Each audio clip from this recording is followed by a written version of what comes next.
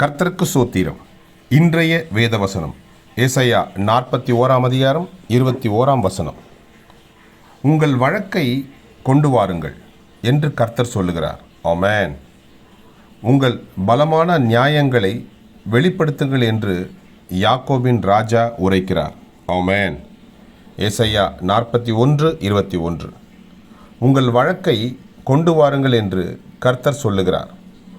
உங்கள் பலமான நியாயங்களை வெளிப்படுத்துங்கள் என்று யாக்கோபின் ராஜா உரைக்கிறார்.